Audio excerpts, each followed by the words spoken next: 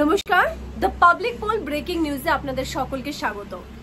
আর আজকে যে বিষয়টা নিয়ে কথা বলবো সেটা হচ্ছে চোপড়ার ঘটনা, যেটা নিয়ে রীতিমতো রাজনৈতিক মহলে একেবারে ঝড় উঠে গেছে।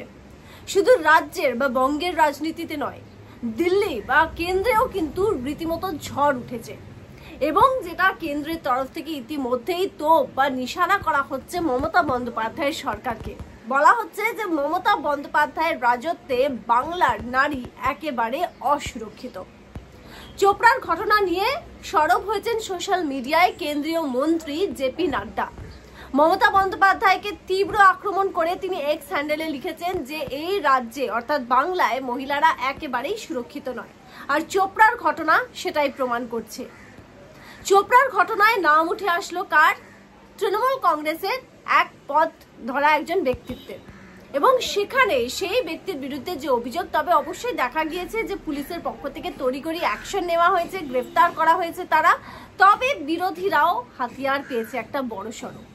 এবং এই ধরনের সালিশি সভা এখনো পর্যন্ত হতে পারে সেটা দেখেই কিন্তু একেবারে লোকে এটার নিন্দা করছে যে এই যুগে এরকম ভাবে সালিশি সভা, বলা হচ্ছে বিবাহ বহির্ভূত সম্পর্ক, আর তার জন্য সেই যুগলকে নিয়ে এসে রীতিমতো সালিশি সভা বসানো হয়েছে। এমনকি বিরোধীরা এই অভিযোগও তুলছেন যে এটা প্রথম ঘটনা না, চোপড়া তো আরো একটা দেখা যাচ্ছে, এরকম অনেক ঘটনা গোটা রাজ্য জুড়ে ঘটছে। আর এমন একটা সময় বঙ্গ বিজেপির পক্ষ থেকে আওয়াজ উঠছে যে চোপড়ার ঘটনা দেখাচ্ছে যে নারীরা কতটা অসুরক্ষিত। ঠিক তার আগে সন্দেশখালীর ঘটনাও চোখে আঙুল দিয়ে দেখিয়েছে যে বঙ্গে নারীরা অসুরক্ষিত। মানে বিজেপি বিরোধীরা তারা কিন্তু একটা বড়সড় অস্ত্র পেয়ে গেল মমতা বন্দ্যোপাধ্যায়ের বিরুদ্ধে আবারও সুর চড়াতে। আর কেন্দ্র তরফ থেকে বারবার দেখা যাচ্ছে যে তারাও কিন্তু নিন্দায় সরব হচ্ছে। মানে বলাই যায় যে বাংলায় কিন্তু যতই ভরাডুবি হোক, বিজেপির কিন্তু একেবারে তীক্ষ্ণ নজর রয়েছে বাংলার দিকে।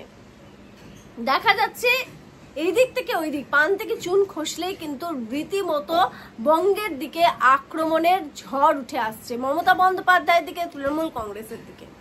তবে হ্যাঁ, যে ঘটনা চোপড়ায় ঘটেছে সেটা রীতিমতো নিন্দনীয় ঘটনা। তবে এই ঘটনার জেরে যেভাবে বঙ্গ বিজেপি বা কেন্দ্রীয় বিজেপি তারা কিন্তু যেভাবে আক্রমণ শানাচ্ছেন মমতা বন্দ্যোপাধ্যায়কে, সেটাও রীতিমতো নজরে পড়ছে। সন্দেশখালী নিয়ে আমরা দেখেছি, সন্দেশখালীতে মুখ পুড়েছে বিজেপির, যেভাবে মহিলাদের উপর আক্রমণের ঘটনা সামনে এসেছে এবং যেভাবে মমতা বন্দ্যোপাধ্যায় তার সরকারের বিরুদ্ধে সুর চড়িয়েছিল বিজেপি। এবং তারা মনে করেছিল যে সিঙ্গুরের মতো, যেভাবে সিঙ্গুরের ঘটনার পর তৃণমূল কংগ্রেস ঘুরে দাঁড়িয়েছিল বাংলায়, ঠিক সেইভাবে সন্দেশখালীর ঘটনায় মোড় ঘোরাবে বিজেপির বাংলায়। তবে একেবারে মুখ পুড়েছে। সন্দেশখালীর মানুষই তাদেরকে প্রত্যাখ্যান করেছেন আর তৃণমূল কংগ্রেসকে ভোট দিয়েছেন।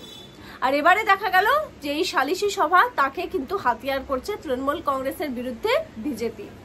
সোশ্যাল মিডিয়ায় কেন্দ্রীয় মন্ত্রীর একটা টুইট করা বা এক্স হ্যান্ডেলে লেখা কিন্তু যথেষ্ট উল্লেখযোগ্য, তাই না? এবং এই গোটা বিষয়টা যেটা ইতিমধ্যেই জানা যাচ্ছে, এই ঘটনার সঙ্গে আর কারা কারা জড়িত রয়েছেন সেটাও কিন্তু পুলিশ কর্তারা ইতিমধ্যেই গোটা বিষয়টার তদন্ত শুরু করেছেন। একদিকে আমরা দেখছি যে লক্ষ্মীর ভান্ডার বা লক্ষ্মীর ভান্ডারের যে ঝড়, সেটার জন্য যেভাবে ভোট ব্যাংক ভরেছে তৃণমূল কংগ্রেসের, সেখানে মহিলা বাহিনীকে আরো মজবুত করতে তৃণমূল কংগ্রেস কিন্তু মাঠে নামছে। 1 আগস্ট থেকে 1 মাস জুড়ে বিভিন্ন ধরনের মহিলা ভোটারদেরকে টানতে বেশ কিছু বিশেষ তারা কিন্তু কর্মসূচি নিয়েছেন। ঠিক এমন সময় চোপড়ার এই ঘটনা, সেটা কিন্তু খুব স্বাভাবিকভাবে শাসক দল কোণঠাসা হতে পারে। এটা মমতা বন্দ্যোপাধ্যায়, তার সরকার, তার প্রশাসন বুঝেই কিন্তু তড়িঘড়ি ব্যবস্থা নেওয়া হয়েছে। ব্যবস্থা নিয়েছেন কার বিরুদ্ধে? ব্যবস্থা নেওয়া হয়েছে তৃণমূল কংগ্রেসের যে পদাধিকারী। হ্যাঁ, কিন্তু দেখা যাচ্ছে যে এই গোটা ঘটনায় কোথাও না কোথাও অক্সিজেন যোগাচ্ছে আবারও বিজেপিকে। তার মধ্যে বিধানসভার অধিবেশন তো আছেই, সেখানে হট্টগোল করার জন্য একেবারে প্রস্তুত বিজেপি। একদিকে যেখানে দেখা যাচ্ছে তৃণমূল কংগ্রেসের 2 বিধায়ক যারা শপথ নিতে পারছেন না এবং তারা কিন্তু কাজকর্ম শুরু করতে পারছেন না, সেই নিয়ে তারা কিন্তু বিধানসভায় রীতিমতো তারা বসে রয়েছেন ধর্নায়। অন্যদিকে যেটা জানা যাচ্ছে যে নারী নির্যাতন নিয়ে বিজেপিও কিন্তু সুর চড়াতে চাইছে, তারা প্রতিবাদ করতে চাইছে বিধানসভার ভেতরে। কিন্তু সেখানে আম্বেদকরের মূর্তির নিচে যেহেতু 2 বিধায়ক বসে তারা ধর্ণা দিচ্ছেন, সেখানে কিন্তু তারা অনুমতি পাননি।